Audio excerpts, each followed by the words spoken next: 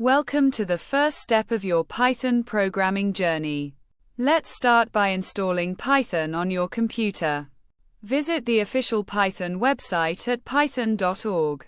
Navigate to the Downloads section and select the appropriate version for your operating system. Windows, macOS, or Linux. Download the installer and run it. Make sure to check the box that says, Add Python to Path, before you proceed with the installation. Once Python is installed, let's verify the installation. Open your command prompt or terminal. Type Python, version and press enter. If Python is installed correctly, you should see the version number displayed. This confirms that Python is ready to use on your system. Now that Python is installed, it's time to set up a Python integrated development environment, IDE, to write and run your code. One popular choice is Visual Studio Code, VS Code.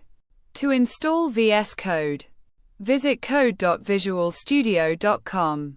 Download the installer for your platform and follow the installation instructions. Once installed, launch VS Code and install the Python extension for better support and features.